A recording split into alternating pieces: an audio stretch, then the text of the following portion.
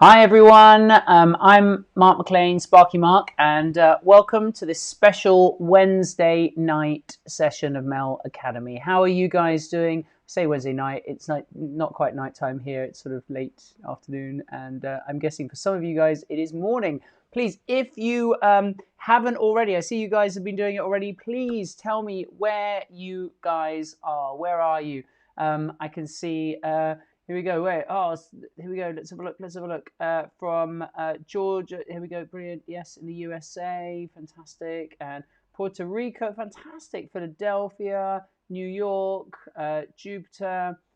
Philadelphia. Ohio. Lovely. Virginia. Florida. Fantastic. Canada. California. I love hearing where you guys are from. Ventura. Connecticut. Texas. It is great to see you all here. It's really, really nice.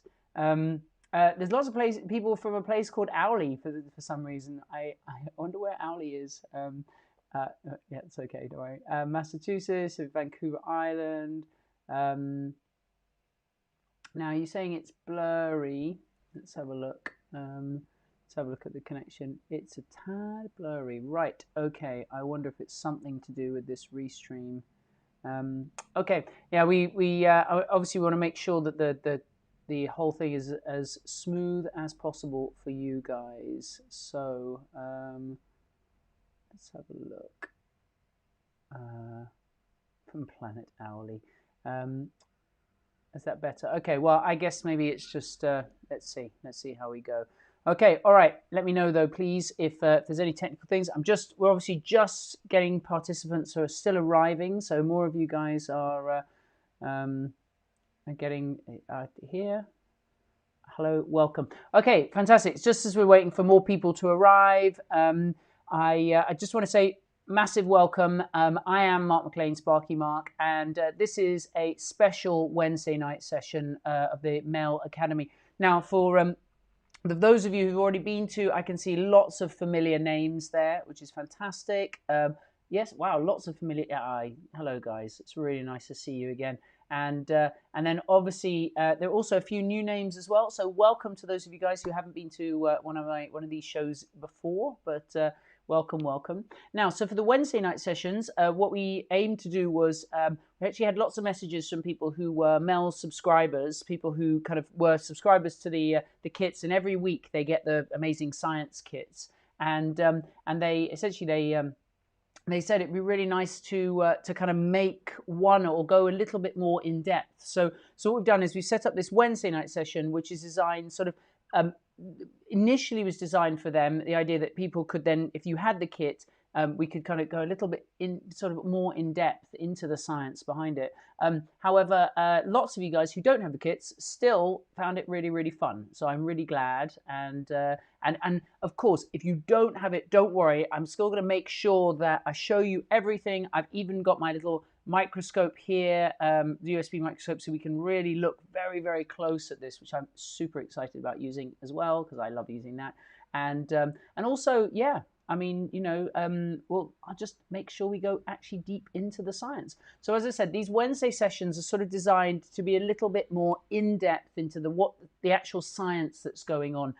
I love the other day sessions. Yeah, Ali and I really love the other day sessions because we love doing the DIY experiments, and it's absolutely fantastic that you guys get to build them sort of with us and things like that. But as I said, this Wednesday sort of the Wednesday night or Wednesday day sessions are there for yeah, going a little bit more in depth into the science. So hopefully we can understand better what is going on. Should be fantastic. Now, right now there are a couple of individuals that I need to mention. The first is Kat is in the chat.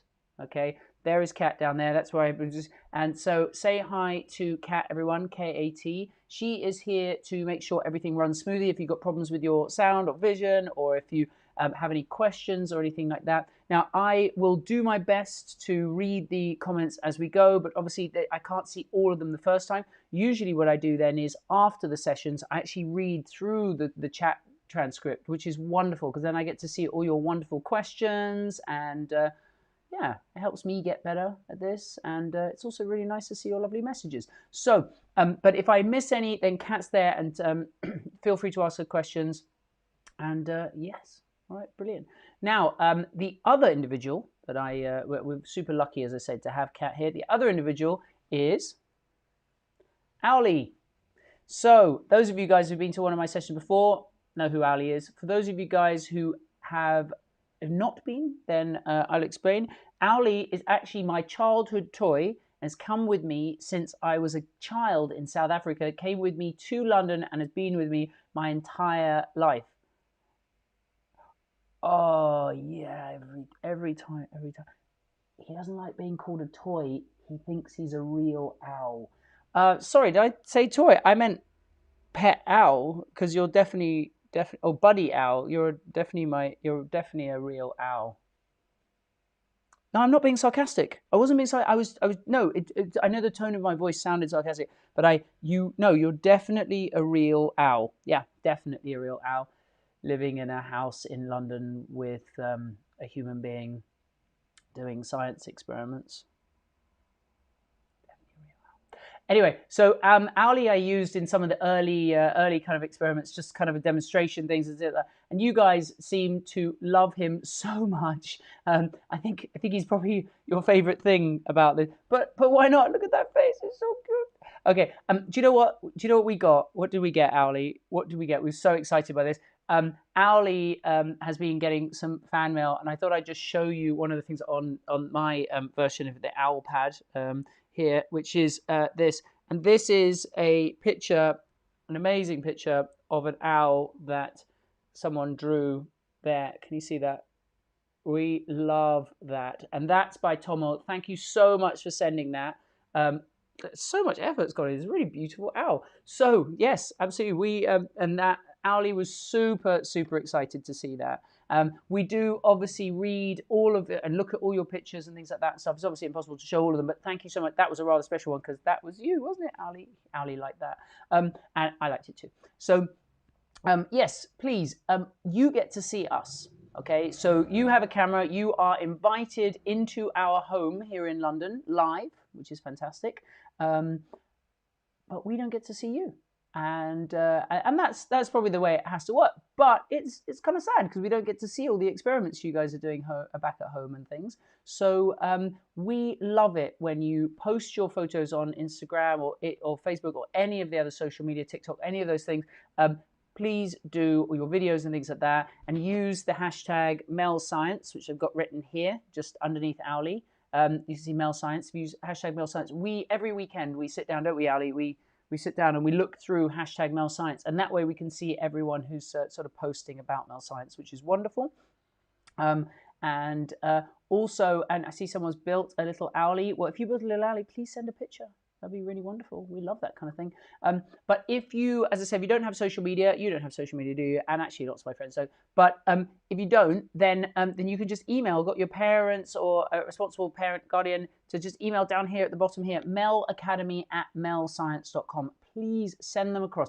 Videos of you guys doing the experiments, pictures of your owls, anything, even hedgehogs if you have, because we're going to be doing the tin hedgehog today. So, and for those of you guys, if you're watching on Instagram and things like that, so welcome as well. Hello, hello, hello. Please put where you guys are from. And also, if you want to be part of the Zoom chat where you get to be part of the polls and get to chat to Kat, who's in the chat and things like that, at the bottom here, melscience.com/academy. It is completely free.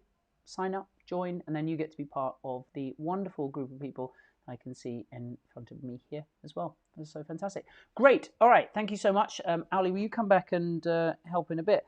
Alkali loves this one today because he loves hedgehogs. Don't you? You love hedgehogs. In fact, some of his best friends are hedgehogs, and yeah, it's pretty cool. So we love the hedgehog experiment. We're going to be doing that, and you'll see why it's called a tin hedgehog in a bit. All right. Fantastic.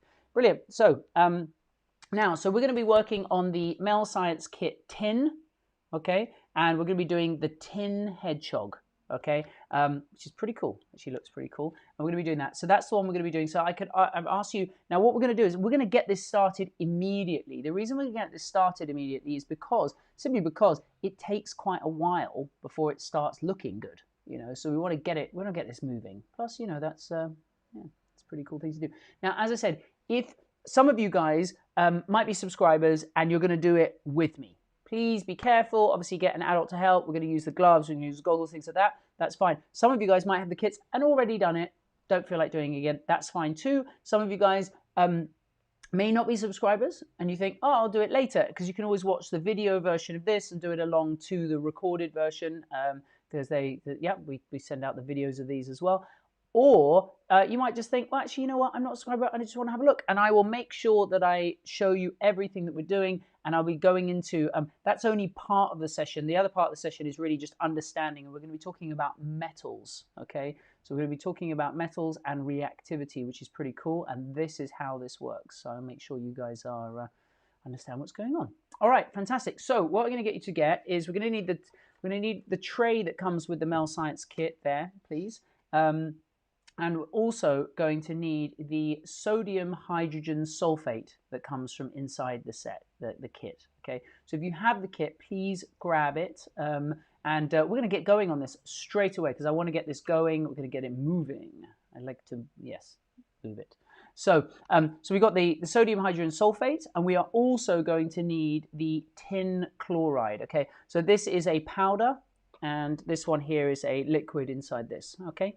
Fantastic. Now, we're also going to need some gloves and some safety equipment, so that's what I'm going to do next. Owlie's very good at reminding me to use my safety equipment. So what I'm going to do is I'm going to grab my gloves here. Now, I think for those of you guys who've seen my sessions before, you know that I like to, let's have a look. I like to use the, here we go, gloves like this, and we're going to... That's right. And now, I don't know if you've seen in the movies and TV and things like that stuff, the surgeons on the TV, they have their sort of gloves and they go like this. They're about to do surgery and they go, ah. I have no idea why they do that. But I like to do it. This makes me feel like I'm, Surgeon Mark, like some of you guys have sort of said, basically. Now, how's the connection for you guys? I know that obviously a lot of people are using Zoom at the moment, and we're going to be looking at lots of different ways of improving the quality for this. Someone said I should use, I should create Owlie some gloves too. Absolutely right. In fact, I'm actually trying to find Owlie some gloves some goggles, because he likes to get up close and personal, but because he doesn't have the goggles, he can't. Oh, sorry, what have I not done with this hand? Ready to operate. I don't. No idea what I'm operating on, but let's see. Right, fantastic. We're going to grab the two of those, okay? And we're also going to need the zinc as well, but I'll use that in a minute. Okay, fantastic. Right, so what we're going to do is we've got these two. Let me grab my safety goggles, and we're going to get this started as quickly as possible. The reason we get it started as quickly as possible because it takes a while for this one to work. Okay, fantastic. Surgeon Mark, thank you very much. All right, brilliant. So, great.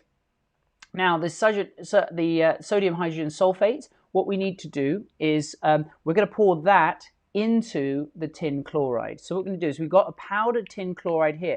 Now, the tin chloride is what's actually, the tin inside the tin chloride is actually what's going to make the Hedgehog, okay? But we need to dissolve it, okay? We're going to dissolve it into an acid, which is this sodium hydrogen sulfate here. So what I do is I open that up as well. Now what I'm going to do is we're going to empty the sodium hydrogen sulfate. Okay, let's have a look at this. How's the table there? Is that all right? We're going to empty the sodium hydrogen sulfate into the tin chloride. Okay, so what we do is very, very carefully just pop that in there, and I'm just going to pour that in there.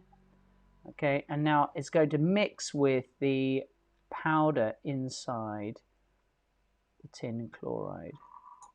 There we go.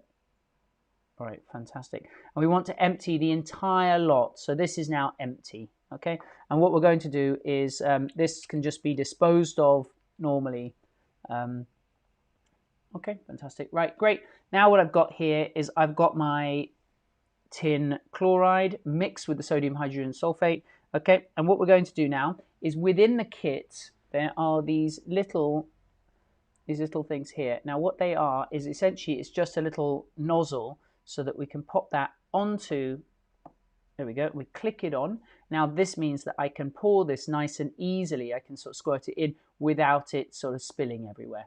Okay, now what I'm going to do is I'm going to use the red cap. There should be a red cap inside your kit. Again, if you guys don't have it, don't worry. I'm going to keep this fairly quick so we can get on with the science part.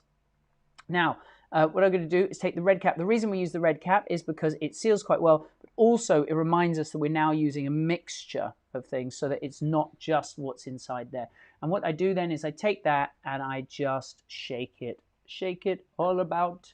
Shake it, shake it, shake it, shake it, shake it, shake it, shake it. I have no idea what I'm doing. Owlie's giving me a look like, what are you doing, Mark? You're just embarrassing yourself. But yeah, shake it, shake it, shake it, shake it. Okay, so we shake it up. There we go. All right, fantastic. Here we go. Gonna shake it up. Now, some people have said Surgeon Mark and Nurse Owlie. I'm pretty sure that it's probably more like Surgeon Owlie and Nurse Mark, but there we go. Fantastic. There we go. All right, going to be shaking it. Right, fantastic. Now, that is really shook up. Now, my tin chloride should now be fully dissolved, okay? So I'm going to then do is I'm going to open up the red cap here, okay? It's going to open up the red cap here, okay? And now what we're going to need is inside the kit is this little plastic bottle here, okay? So what we do is we just open that up. Okay, now what we need to do is we're going to pour the mixture of the tin chloride. Yeah, we've used all of this, but we're going to fill this up halfway. Okay, so we just squirt this in here. There we go. So hopefully you guys can see. I'm just literally pouring that in there. Okay, and I've filled just a little bit over halfway, but that's absolutely fine. So roughly half. There we go. All right, fantastic. Now, again, same thing with this. We can dispose of these safely, but please be careful. Make sure you're wearing gloves when you do. All the liquids and things can obviously be disposed of down the sink as normal, but please use an excess of water. So be careful. Just don't take off the gloves until you're done with, because, yeah, I'm just being sensible. Now, what we're going to do here is with my mixture here that's inside this little plastic tube, we are going to grab from the zinc here, so let me quickly go to this. We're going to get the zinc, which is in there. Okay, that's the zinc. And we're going to take a piece of zinc out of here. Right, here we go. And there is a piece of zinc there. Okay.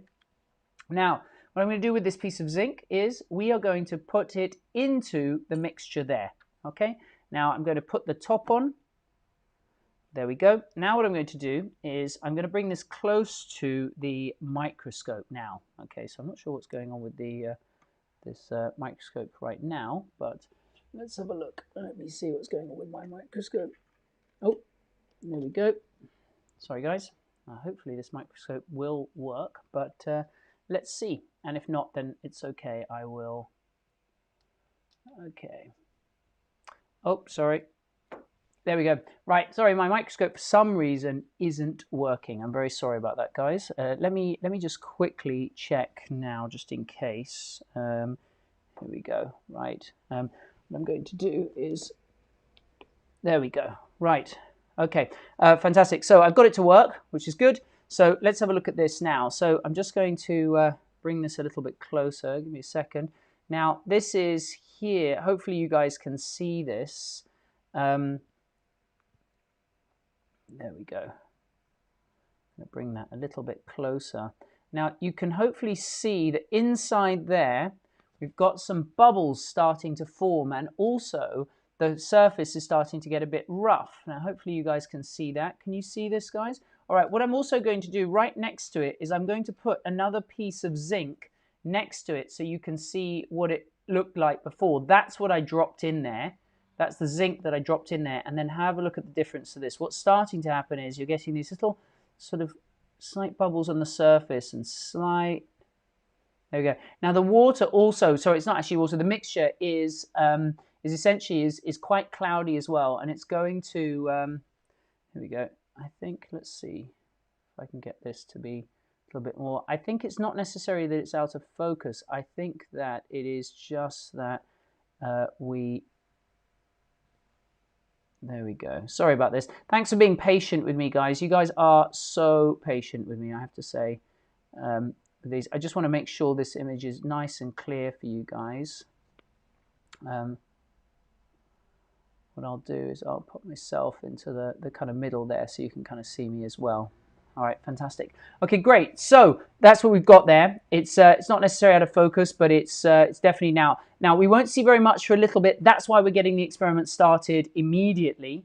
That's why we're getting things moving really, really quickly. Essentially, the reason is that it takes a while for this to start to kind of show really cool results, but you're going to see some really cool results. So if you're doing it at home, great, well done. Hopefully you guys should be okay. But if not, then I'll make sure that you get to see what I'm doing, which is great. So, as I said, with these Wednesday sessions, what we're trying to do is, just as a popular request of you guys who are subscribers, but also for everyone else, is go a little bit further, a little bit deeper into the science of what's actually going on here, okay? Now, so what we're going to be talking about today is, in general, is metals, okay? So the tin hedgehog is the main sort of, the main focus about what we're doing, but essentially we are, yeah, I mean, we're talking about metals, so we can see what's going on, and then hopefully by the end of this, you will totally understand what is going on and all the cool things that you're going to see through the microscope there. All right, fantastic. Now, so metals are all around us, okay, and they are a particular, and I'm going to go into what metals are, but the first thing I need you guys to understand is, and anyone who's seen one of my webinars before know that I love atoms. I love atoms, don't I, guys? You know I love atoms. Yeah, I love atoms. Now, atoms are all around us, and the universe around us is made of atoms. I'm made of atoms. You're made of atoms. This table's made of atoms. Even Owly is made of atoms, aren't you, Owly? You're made of atoms.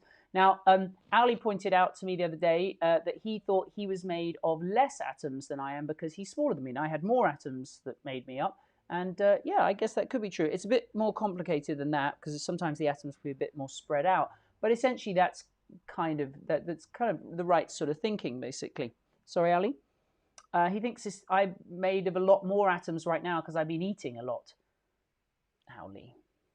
Okay, so now atoms are all around us, and everything is made of atoms. Okay, and one thing we have to understand is that atoms are so small that we can't even see them with a microscope. Okay, and in fact, my hand, if I hold out my hand in front of me, I know many of you guys have seen me do this demonstration before, but if you hold your hand out or anything in front of you, the reason I can see my hand, even though it's made of atoms that you can't see, is there's so many of them, just millions and millions and millions of these atoms combined together to make something that is big enough for me to be able to see. Okay, so atoms are tiny. I often compare them to Lego bricks, where you can sort of build a house, but then you could take those same Lego bricks and make a car or make a sort of a giant horse or something like that. Okay, someone's asking what atoms are made of. Now, we're not going to go too much into the depth of what atoms are made of today, but we've got plenty of sessions that where I go a little bit further into that, but I probably don't have a huge amount of time to be able to do that right now. But yeah, there we go.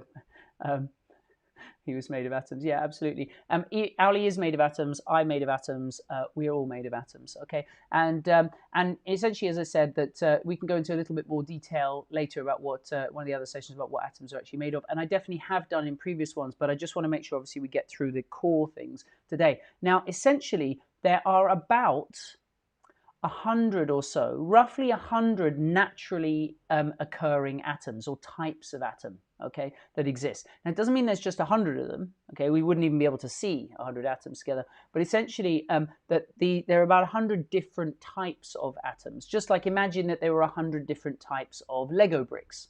In fact, there are way more Lego bricks. I think I once went on the Lego website and found that there were thousands of different types of Lego bricks. But for atoms, there are only roughly about 100 or so naturally occurring ones. But they just connect together in so many different ways that it makes such a diverse amount of things that they can actually make, which is incredible. Now, one set of those atoms. Now, very often what we do actually is we break them down, and we have something called the periodic table. Now, don't worry if you haven't heard of the periodic table, but essentially the periodic table essentially is a list of all of these atoms.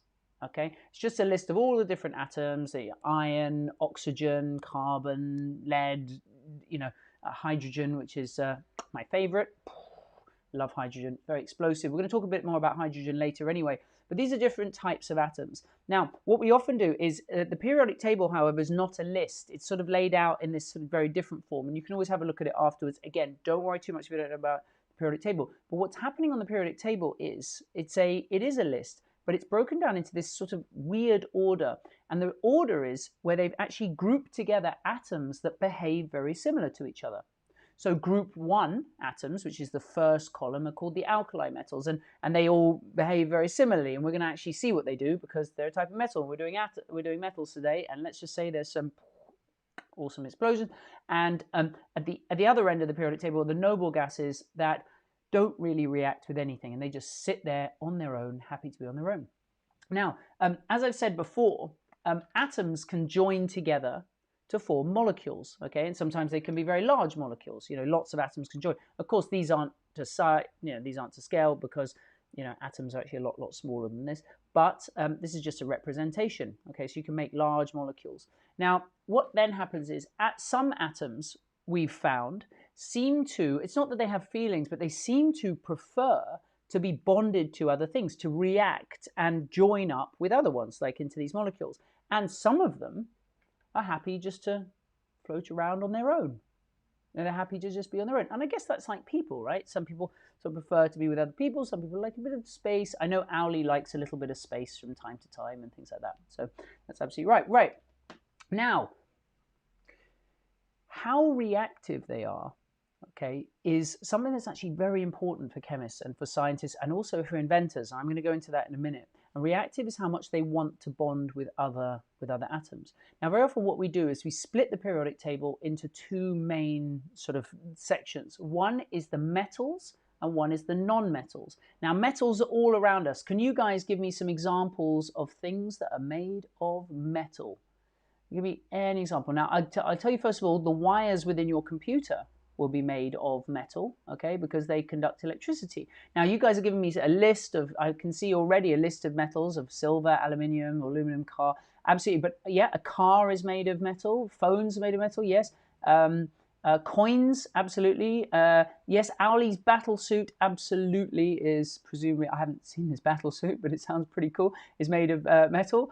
Silver, lamps, absolutely. The Statue of Liberty absolutely is made of copper. Now, so essentially these things are made of metals. Now, metals in general, they will conduct electricity, so they allow electricity. That's why they're very good for wires and things. They also conduct heat very quickly and very efficiently.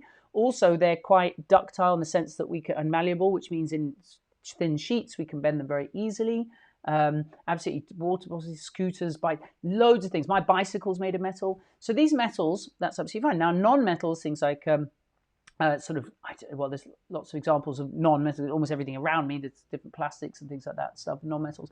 But in terms of the periodic table, metals, okay, are pretty cool, and that's what we're going to be looking at today, all right? So fantastic. Now, some of these metals react quicker than others. So for example, now what I'm going to do is I'm going to hold this up here, okay? So this here is the reactivity series. Now, what I'm going to do, I'm going to sort of slightly move here. And for those of you guys, if you're on Facebook and you can't quite see the edge, all it says at the top on that part is most reactive and least reactive. But it just says most reactive at the top, least reactive at the bottom. Okay, so if you're on Facebook or Instagram and you can't quite see the edges of that, sorry, but I just wanted to make sure you could see my face. So anyway, there's a reason, I'll explain why. But as I said, so what I can do is I can move this image slightly over so you guys can see it. It just says most reactive, least reactive there. But I'm going to keep this slightly on the side just so we can kind of see both me and the thing. Right, so now, as I was saying, that different metals are more reactive. Some of them want to be sort of bonded to other atoms, and some of them are happy to sort of be alone. Now, if we look down here at the bottom, gold and silver, okay, so gold and silver and copper, they are generally found in the ground. Humans have known about these metals for a very, very long time because they're just in the ground. You can dig gold out. Now, sadly, I don't have any gold bars to show you today, sadly. Don't have any gold bars. But essentially, gold looks rather pretty. You can make sort of jewelry and things out of it, but it doesn't react, okay? It isn't very reactive, and that's why it's happy we can just find it in the ground, okay? Silver as well. It's much less, it's a little bit more reactive than gold, but essentially it's very unreactive. Copper too, we actually make copper coins, and someone said the Statue of Liberty. The only thing is copper eventually does start to kind of go green. So the Statue of Liberty used to be a beautiful sort of shiny kind of copper color, and now it's a very green color, basically, as a result, because it's been exposed to the environment. Now, The next ones, let's have a look at this. So we go here. The next ones here, zinc, iron, tin, and lead. Now, this isn't all the metals, by the way. There are many, many more, but these are very common metals that we use in our day-to-day life. So this is sort of a reactivity series of very common metals. Now, if we have a look here, what we've got here is the zinc, iron, and lead. Okay, zinc, iron, and lead. These ones, those ones, the zinc, iron, and lead, essentially they are found in the ground as well. But the problem is they're quite reactive. So they have reacted with things like oxygen and other stuff in the air, basically. All right, and then, right, well, just keeping an eye on the little hedgehog there. Well, I'm going to show you that in a minute. But essentially, they've reacted with things in the air. So they often form things like iron oxide, which is kind of like a rust, or tin oxide and things like that. So essentially, they're very rarely found on their own. And iron, for example, however, was discovered by humans a long, long time ago. They could separate it using a large amount of heat. So essentially what you've got here is you would have the iron bonded to oxygen, iron oxide, but we use a large amount of heat to rip them apart. Okay, so then we've got our iron that we can then use to make, the Romans were able to make shields and bridges and swords and wonderful other things out of this, But essentially, but it wasn't until they were ripped apart, okay, that happened. That uses a large amount of energy. Now let's just have a look at the last ones on this here. Now what we've got here is we've got potassium, sodium, calcium, magnesium, and aluminium. Now, of course, in America, you guys call this aluminum. I'm sorry, I put the English spelling on there because I'm English, but I hope you get that it's aluminium, aluminum. Right, so with these ones here, potassium, sodium, calcium, magnesium, and aluminum or aluminium, okay, essentially these are much, much more reactive, okay? So those ones at the top of the table, those ones there, in fact, they were really not discovered until fairly recently in human history. And I say fairly recent, I'm talking within the last 100 years or so. The reason is the only way we can extract them, the only way we can actually get them away from whatever they've been reacted to, because they're so reactive, the only way we can sort of rip them apart is actually using something called electrolysis. Now, we've done electrolysis quite a few times in many of these sort of shows before, and we will do it many, many more times. It's such a cool part of chemistry. But essentially, it's where we use electricity to break apart molecules like this into the separate parts so we can get them on their own. Great. Now, why is that important? Well, the problem we had, obviously, as human beings is electricity wasn't invented until fairly recently in human history, the last sort of century or two. So essentially it's obviously very hard to separate these things if electricity has not been invented yet. So these are fairly new metals. Now, I know the last, 100 or 200 years seems like a long time, but in terms of human history, it is a very, very short amount of time, okay? So it's being able to sort of separate those out. Now, reactions. What we're going to have a look at is some metals are much more reactive than others. So as we saw already with this up here, what we've got is we've got the potassium, sodium, calcium, magnesium, aluminium, or aluminum. They are very, very reactive, okay? But the higher up we go, the more reactive they are. Okay, so now what I'm going to do is let me just very quickly go to the microscope. We're going to have a look at what's going on with our little tin hedgehog. Okay, so let's have a look. Right, so what I've got here is you can see that it is starting to, there we go, it's definitely something is happening. Sorry, I just need to make sure that that is right there. Okay, can you guys see that? It's forming these tiny little shards there. It's almost like a crystal. Now, in fact, actually, it is a crystal, but I'm going to go into that in a bit and discuss this in a bit, okay? Now, what I'm going to do here is I've actually got one that I did a little bit earlier, because the reason is it takes quite a while for it to kind of, to get going. And so what I'm going to do is I'm going to show you one that has been going for about an hour or so. The reason is for those of you guys doing it at home, you'll get to see this as it goes. But I want to make sure that everyone gets a chance to sort of see this. And so what I'll do is I'm going to grab one that has been going for quite a while here.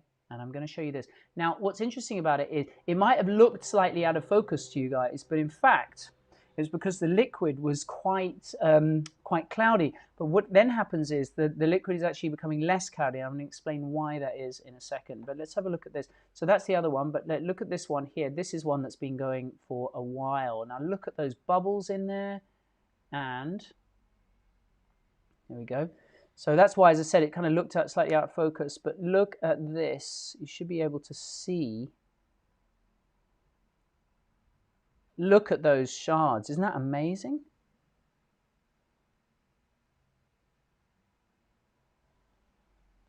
Isn't that incredible? Now what I'm going to do is I'm going to move my face out of the way. For those of you guys on Facebook and Instagram, you won't be able to see me, but I think that's okay. I think we'll be all right with that. There we go. All right. So have a look at this. Isn't that amazing?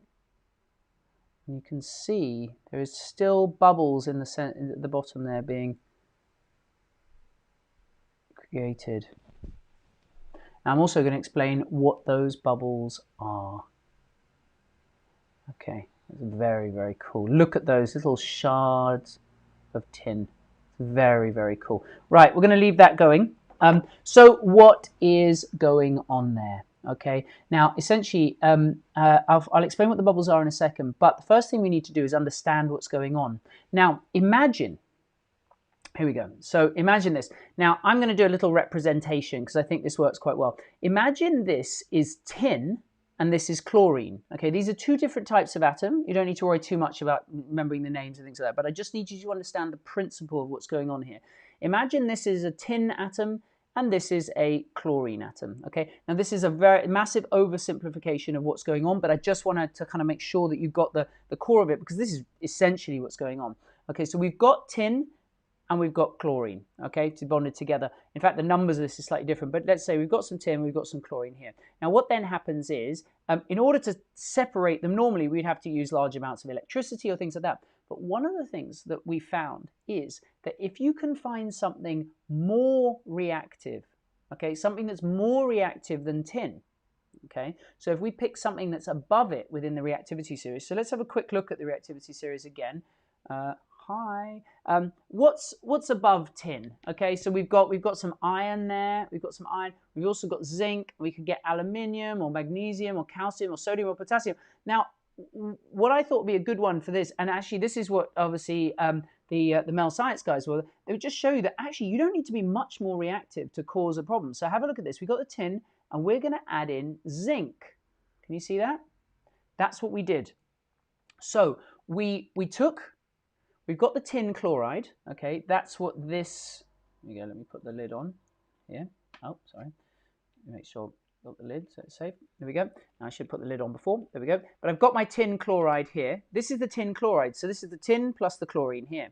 Now what then happens is, we then add the zinc, okay. Now zinc is more reactive, so the zinc comes along, and because it's more reactive, it's better able, it actually takes away the chlorine from, I know, it seems so rude. It's like, comes along and says, I'm much stronger than you. I'm going to take it away. So it takes away the chlorine, and the zinc then bonds with the chlorine to form zinc chloride, leaving tin on its own. Now the tin on its own collects together in groups and we can actually see it. And that's exactly, now someone here said survival of the fittest, absolutely right. So essentially now, and also some of the other comments had said that, yeah, we could have used iron and things like that. And so, and someone said, poor tin. I know, isn't that sad? So look, so what's happened here is the tin had its chlorine. Yeah, that's what the tin chloride is. And then the zinc came along, and has taken away the chlorine from the tin, meaning the tin is on its own. Now, of course, atoms don't have feelings, so it doesn't work. But essentially, this is a slight simplification of the process, but it is basically what's going on. We call this a displacement reaction because this one here has replaced this one that is less reactive. Now, in some ways, you could say, well, actually, how cool for the tin, because now it's free. I'm not sure why I'm doing my free, this is my free dance. Free, I'm free. I Ali's now looking at me going, "What? Don't dance, Mark."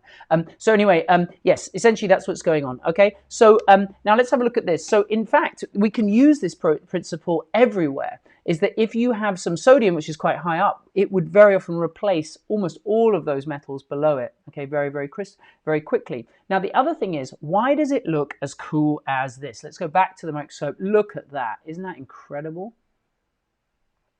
Why does it look so cool? I mean, that is just amazing, isn't it? So why does it look so cool? Well, the reason is that the zinc, when it gets formed, okay, sorry, no, when the tin, because we're making it form, the zinc now has joined. By the way, so I also said to you, I'd tell you why the liquid has become clearer. It's because what's actually happening is this zinc chloride is actually, it's dissolved very nicely and it actually becomes clearer. So that's what's being formed right now, is the zinc is now combining with the chlorine to make zinc chloride. Okay, and that's fine. So that's what the solution becomes. But the tin is on its own. Now, what we found is that when this happens, this sort of crystalline structures is caused because the tin doesn't just go everywhere. It doesn't just spread out everywhere, basically. What it does is they kind of like to collect together. Okay, there's a number of reasons for that. It's to do with metallic structure and how metals want together. But the main thing you have to understand is that essentially that the tin atoms actually group together, and which means that where there's already some tin, more of them add on. Hence why it creates these beautiful spines and beautiful sort of shapes like that. Okay, so, and yes, absolutely. Someone said that it looks like icicles, and absolutely right. It does look like sort of icicles there. Let's have a look. Isn't that incredible? Look at that. I love that. It's so cool. Now, the other thing I said I would explain to you guys is what those bubbles are as well. Okay, so now let's have a look at the one that's been going there. It's still a little bit, there we go, it's still starting out. And remember, it did look like this. That's what it did look like. But right, so this is what we're heading for. Okay, and right, now I said I'd explain what the bubbles are. Now the bubbles are because I'm going to go on to sodium in a second and potassium because it's so cool, but give me 1 second. Essentially, what happens is the bubbles are because this here, the sodium hydrogen sulfate, is an acid, and metals react with acids to create hydrogen gas. Now, I said I'd talk about hydrogen again. Hydrogen, probably my favorite element. It's the lightest and the first element, first atom of all, but hydrogen gas is very low density. Okay, it's very light gas essentially, and that's in fact what's causing this to actually lift off. So if I quickly go to the microscope, can you see that it's actually lifted up? It used to be on the bottom there. That's what's left of the zinc. There's very little zinc left, and can you see that the whole thing has lifted up? And the reason is because the hydrogen gas that's being created has actually caused it to start floating up, which is really, really cool. I love this experiment. So it's such a nice one. And Ali, you love this one as well, don't you? He really loves it. Look, the little hedgehog forming at the bottom there. Yeah, it's really cool. He said he's going to show his hedgehog friends. Okay, perfect. Now what we're going to look at, and the reason you're here, I know why you're here, because you love this, don't you? We're going to look at those two metals sitting at the top of our reactivity series. Now remember, it's this isn't all the metals. This is a very simplified version. Okay, so let's have a look at this. This is our potassium, sodium, calcium. We're going to look at those top two. Okay, all right. Now they are so reactive. Okay, they are so reactive that even if you just put them in water, they will start to react. And it's actually very, very cool. I'm going to show you now what happens when we put sodium. Okay, that's number 2. It's not the top one. Potassium is the top one. But sodium, number 2. I'm going to show you what happens when we put that into water. Okay, now this is on the MEL Science YouTube page, and I recommend for any of you guys, go and have a look. Ali and I, we had such a great time looking through. There's so much amazing content and really awesome explosions on the MEL Science YouTube channel. So have a look. It's all free. Have a look. We're going to have a look at the MEL sodium. Okay, so this is what happens when we put sodium in water. Remember, this is just a metal. Right? This is a metal in water. Look what happens. Now we can see the sodium rushing around the top of the water. In fact, sodium is, as it says, very reactive metal. Okay, and so what happens is we're just going to add some normal water. Okay, now what they're also doing is they're adding indicator solutions, so pH indicators. Now, yesterday my session was on pH, and so those of you guys who are here, hopefully you'll remember. But essentially, all they're going to do is just test the what happens to the water afterwards. Now, look at the beautiful pink that happens there. And watch that, it races around. Now, in fact, what's actually happening there is the sodium is very, very light. Okay, and what it does is it's it's low density, so it sits on top of the water and it races around on the top of the water, reacting with the water. And you see that fizzing there, that gas being given off there is hydrogen. Okay, all right. So what's happening here is the sodium, again, like a tiny little bit, just like one of these little bits here, basically, that I've just put of zinc, this tiny little bit here. If you put it on top of the water, what will happen is, because it's such low density, it races around the top and it reacts with the water, giving off huge amounts of hydrogen gas. Okay, and that's what the fizzing is, which is pretty cool. But that's just sodium. Potassium is even more reactive. And let's have a look what happens when we mix potassium with water. Now, this is one of the Creative Commons sort of videos that you can see on YouTube. I double checked that we have the right shirt. But anyway, I just want to show you this. It just also shows you how soft this metal is. He's able to actually crush it just under his knife. And he shows you also that it conducts electricity like a metal should. And then have a look what happens when we add it to water. This is very, very cool. The potassium metal, it has a consistency of cream cheese. The potassium is a metal and is an excellent conductor of electricity. Now look at this, add it to the water. Add a piece of potassium metal to water, we see that it reacts much more rapidly with the water than the sodium. As you go down the column, the ionization energy decreases and the metal reactivity increases.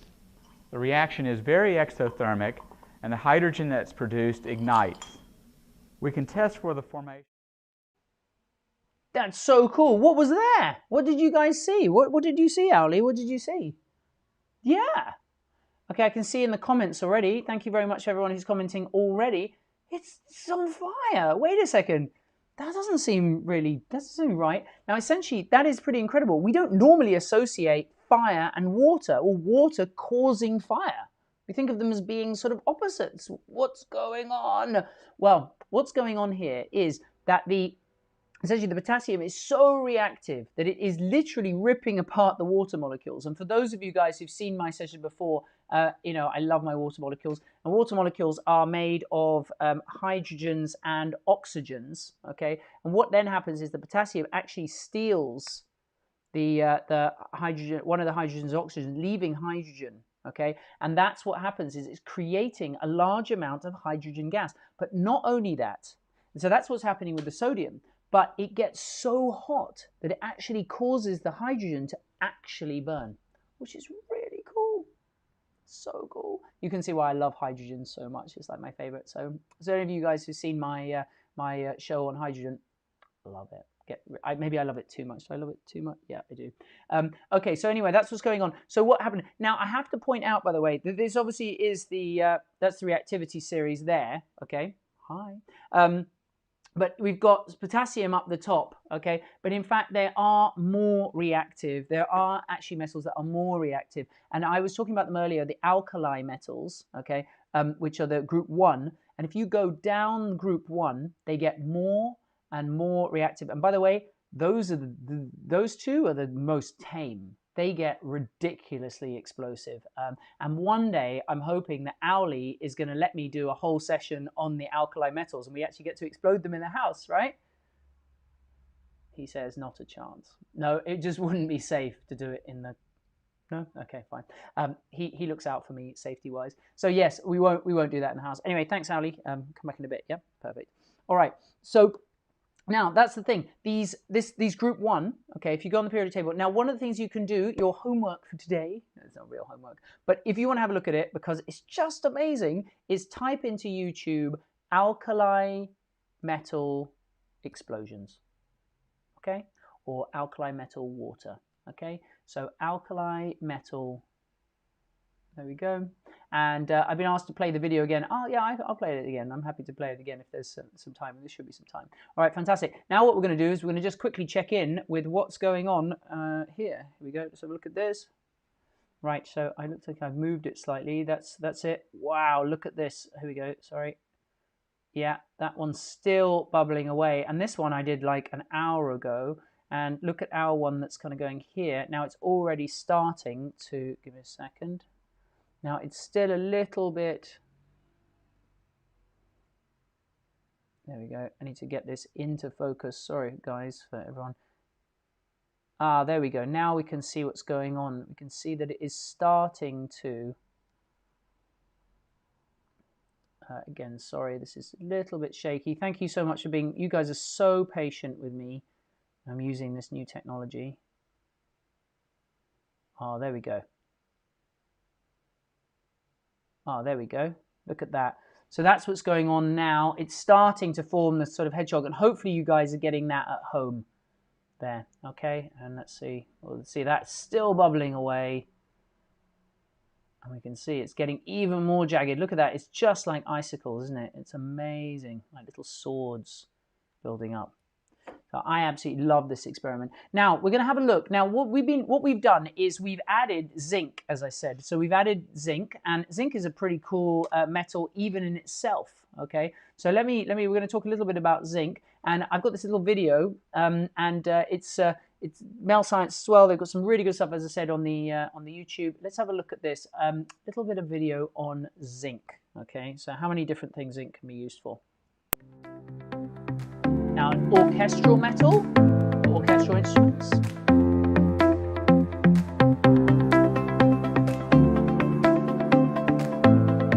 And it melts at 420 degrees Celsius, which is about 780 degrees Fahrenheit.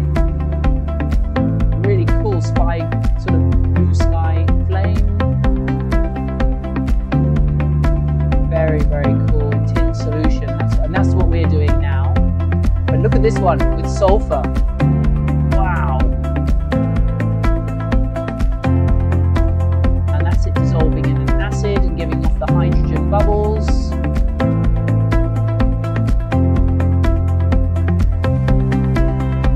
And this is with iodine. Look at that.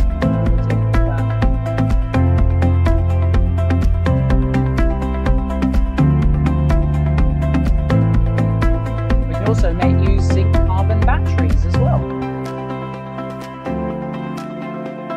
Fantastic. Now that is actually one of the MEL Science kits you can do. You can actually make your own sort of battery and things like that, which is so cool. I love that one.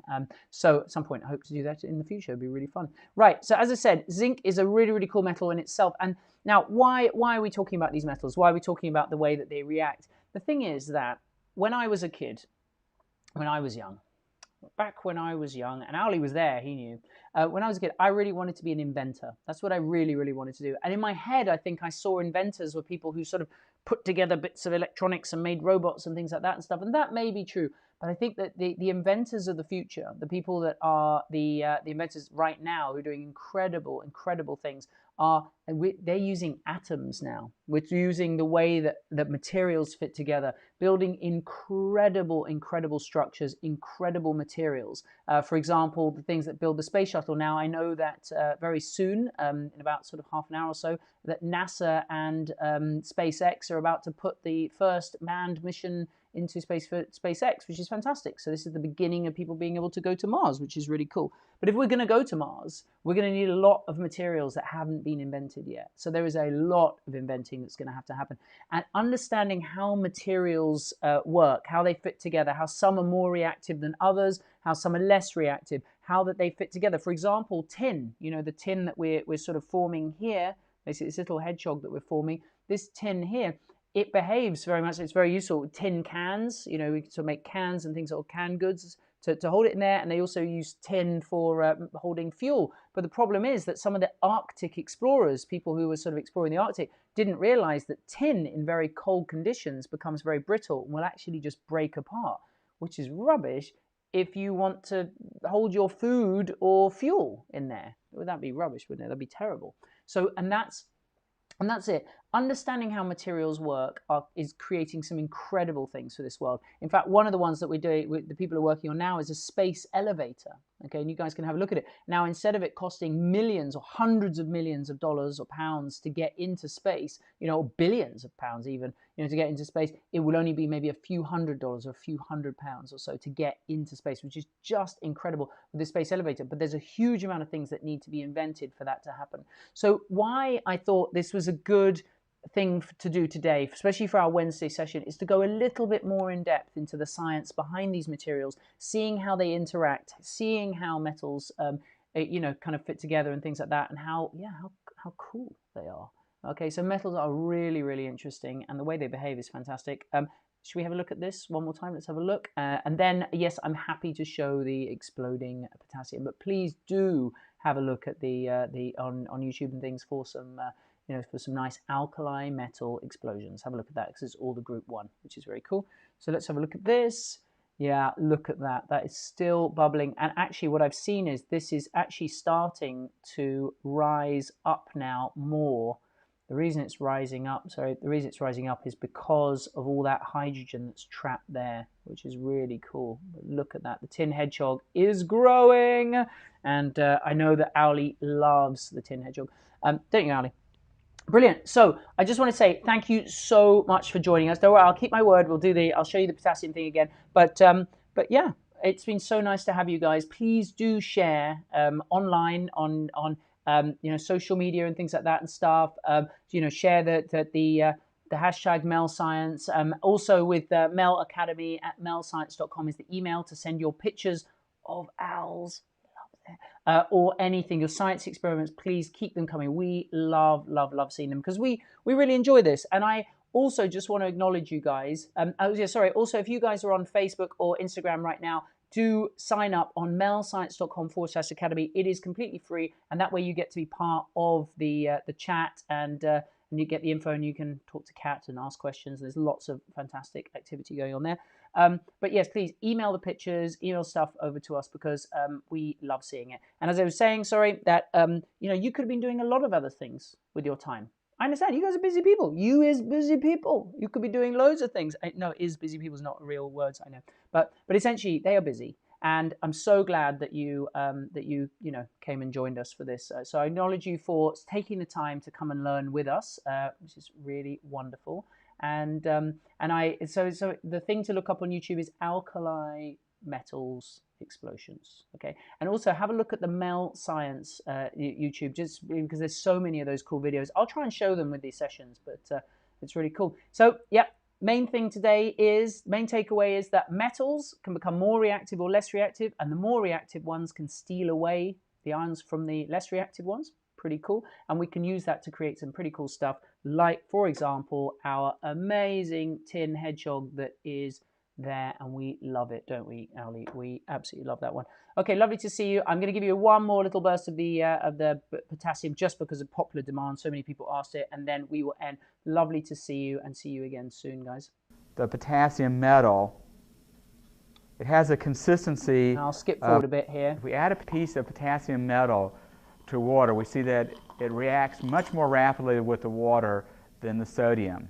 As you go down the column, the ionization energy decreases and the metal reactivity increases. The reaction is very exothermic, and the hydrogen that's produced ignites. We can test for the... So cool. Love that. Love that. Anyway, really nice to see you guys. So many familiar names, and thank you so much for being here for this extra in-depth Wednesday session, for going deeper into the science. This is, yeah, it's really fun. We really enjoy it, don't we? Lovely to see you, and see you again really, really soon. Take care, everyone. Take care. Bye-bye.